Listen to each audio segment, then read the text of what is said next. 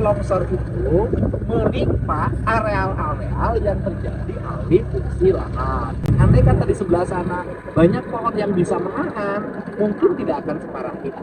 Longsor itu selalu terjadi di hutan. Di hutan-hutan itu terjadi longsor. Kenapa tidak jadi masalah? Karena di hutannya tidak ada rumah, tidak ada perkampungan. Menjadi masalah ketika di tempat longsor itu ada perkampungan. Di sini juga longsor nggak akan ada masalah kalau di sini tidak ada kampung.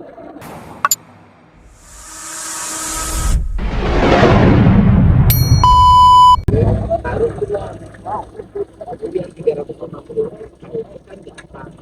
Terus jaga mana saja kita tak pilih hutan tani, hutan memilih badan kesehatan, badan konservasi, kita nggak ada masalah karena kalau sudah terjadi bencana itu nggak pernah mandang. Misalnya gini, saya mah kamu tuh nggak mau longsor kan longsor juga. Saya mah milik taman nasional longsor juga. Nah untuk itu saya sampaikan bahwa 350 hektar itu ya kalau yang tanah perhutani masih saya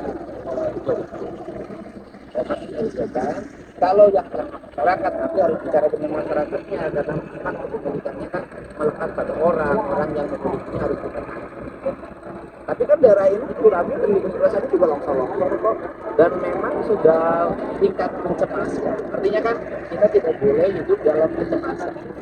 Hidup dalam pencemasan gimana? Ada hujan besar, cemas, gitu kan? Ada hujan besar, cemas. Setiap musim hujan kita cemas kan nggak boleh itu, karena orang tinggal di sebuah rumah itu harus ada kenyamanan.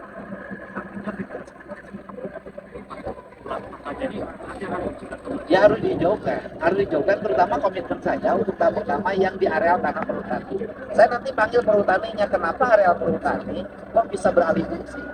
Kan kalau perhutani itu mengelola kehutanan dan fungsinya kan hanya satu kan, hutan produksi kan. Kalau hutan produksi berarti kan produksinya dari hutan, bukan dari sayur.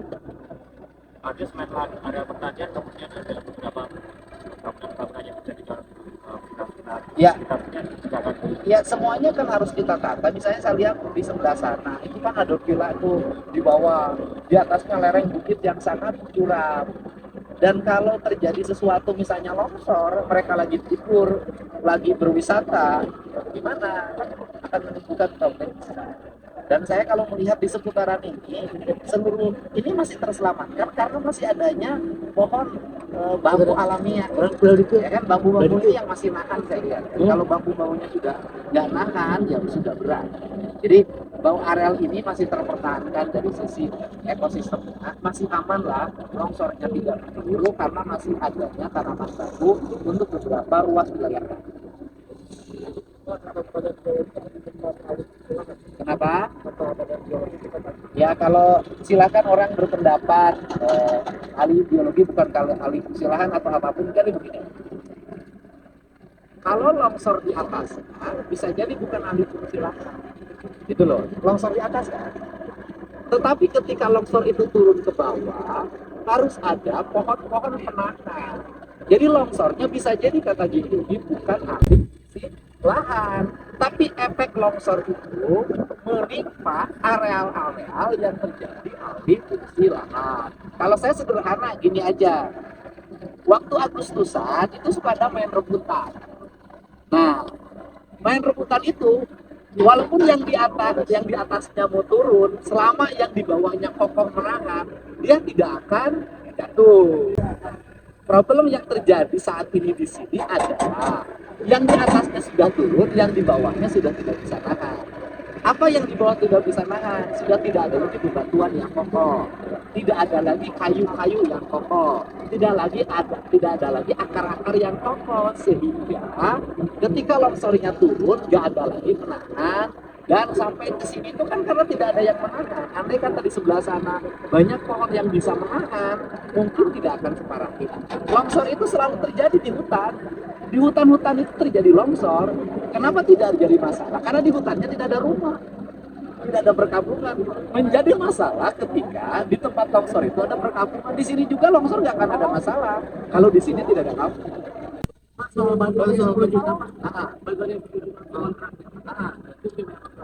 Ya udah sudah saya bagikan. Dari semuanya 34 sudah diberi, kita sudah mengeluarkan 300 juta. Kemudian ada yang 134 warga yang waktu itu kumpul, kita sudah kasih 1 juta per kepala keluarga.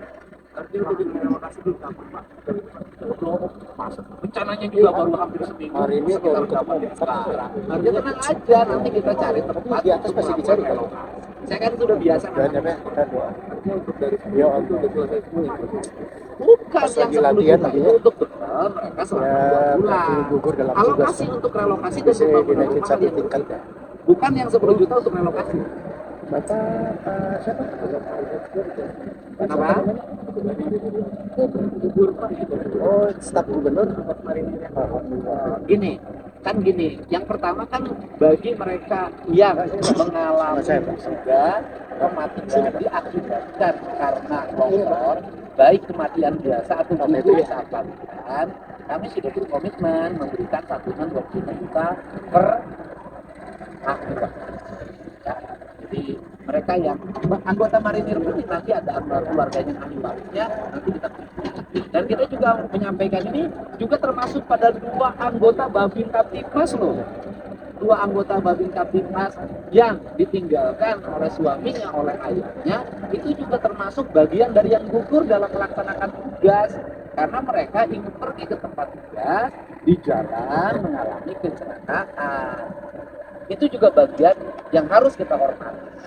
Bapak melihat kondisi untuk dari Cimentas sendiri selama ini kan banyak nih area tebing yang udah beralih fungsi, ini gimana Pak? Dari lain akan Gini, diciptakan. kalau itu tanahnya perhutani saya hijaukan. Ya. Rencana memakai perlukan itu apa Pak? Ya gampang, bisa kita putuskan diambil. Bantu dong Bapak.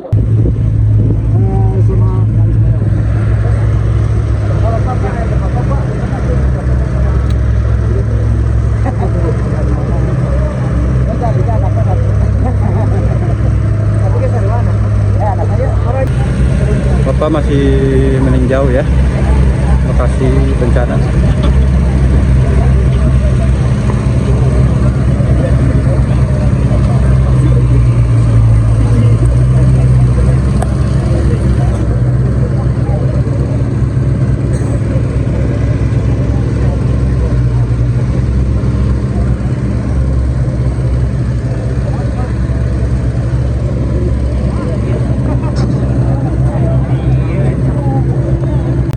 Terkait dengan mekanisme pemberian bantuan 10 juta kepada masyarakat seperti apa? Yang pertama 10 juta itu adalah menghindari tumpukan orang di kantor desa yang disebut dengan orang posko atau tempat hunian sementara. Saya selalu mengambil inisiatif di berbagai tempat setiap ada bencana yang terukur jumlah orangnya, daripada ngumpul berebut toilet mengalami stres, lebih baik mereka cari kontrakan atau tinggal di rumah keluarganya dan bekalnya kita cukupi untuk 2 bulan, maka hitungannya 10 juta untuk biaya mereka 2 bulan, walaupun kalau ukuran di sini 10 juta itu bisa untuk 4 bulan karena kan rata-rata tukang nyangkul di daerah ini kan paling 30. Itu yang pertama.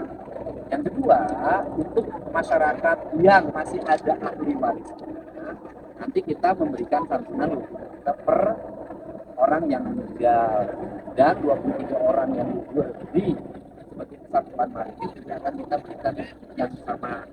Kemudian yang berikutnya setelah itu kita akan segera mencari tanah yang aman untuk dibangun di rumah-rumah baru sebanyak 34 unit rumah. Saya cenderungnya bangunnya 40 karena kebiasaan saya bangun 40 dan 34. Nanti di situ yang desainnya atau konstruksinya disesuaikan dengan daerah huni. Itu yang akan kita lakukan. Jadi untuk itu untuk keluarga korban yang masih ada, untuk tenang aja, kita pasti menyiapkan berbagai fasilitas yang akan segera direalisasi. Untuk tempatnya sendiri sudah ada Pak Kang ini. Ya nanti kita bicara dengan camat, kepala desa dan bupati di titik mana yang kita memungkinkan membangun rumah untuk warga yang aman loh. Nggak boleh lagi di area perbukitan, nggak boleh lagi di area dengan bukit dengan kemiringan yang sangat curam. Setelah hari nanti akan diputuskan menjadi Kita apa? akan dihutankan, Hutankan. akan dihijaukan, nanti tanaman vegetasi di sini dan tanaman bambu karena di sini bambu cukup kuat. menjaga kestabilan. Pak, terkait dengan ini, Pak, itu memang katanya menjadi sayur. Apakah ada opsi Pak untuk kebijakan? Opsinya adalah untuk daerah yang ini tanahnya milik perhutani, kami akan memperhutangkan. Tetapi proses memperhutangkannya tidak akan mengganggu penghasilan warga. Jadi warga penggarap hutan itu nanti dikasih pohon yang harus ditanam, satu bambu, dua tanaman hutan, ketiga tanaman kebun, kan tanaman buah. Selama proses tanaman tumbuh kurang lebih 4 tahun mereka sampai kokoh, mereka mendapat upah harian sebagai pekerja. Biasanya upah hariannya standar di kita, di daerah yang dekat kampung itu kalau sangat jauh dari kampung, misalnya sampai ke Bojonegoro harus jalan, dia nanamnya itu bisa sampai 100 juta. Nanti tergantung wilayah.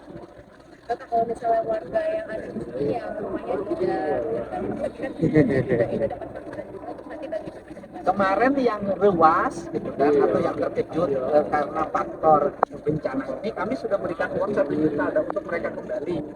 Nah, kalau mereka masih hari ini masih nunggu, sesungguhnya daerah-daerah yang tidak rawan, saya sudah cek ke kepala desanya, tapi memang senang numpuk gitu. Kita sudah ngasih ongkos loh, 134 kepala keluarga yang kemarin tinggal di kantor desa, kita sudah memberikan uang 1 juta untuk kembali ke rumah. Kan mereka bukan wilayah yang terdampak bencana. Berarti ini sudah dilaksanakan Modern zonanya aman. Ya kalau yang sebelah sana aman, yang sebelah sana aman. Ya kalau daerah yang tidak aman antara di sini, dan ada satu desa lagi yang kita identifikasi sebagai daerah tidak aman. Nah itu yang desa itu akan kita minta dari nanti Pak Kapolres untuk memberitahukan kepada masyarakat untuk sementara waktu pindah dulu, dibanding nanti mereka cemas ketika tidur ada hujan, ada petir keluar rumah, ada hujan, ada petir keluar rumah, kan kemudian itu juga berbahaya. Selain itu juga kita hari ini harus menyampaikan kan ada 2 anggota Babin Kapolres Polres Cimahi ya, Polres Cimahi sama Bandung Barat itu kan gabung satu Polres. Itu juga bagian yang kami sudah ketemu dengan keluarganya, kami juga sudah menyampaikan ucapan duka dan termasuk anak-anaknya menjadi anak asuhannya sampai kuliah. Karena saya itu termasuk dekat dengan Babin Kapolres mana-mana, jadi ketika dengar saya temuin ini juga bagian dari korban bencana. Cuman mereka yang berdua ini adalah bencananya adalah kecelakaan menuju tempat bencana. Baik, Pak, tapi kalau keseluruhan Pak di Jawa Barat itu ada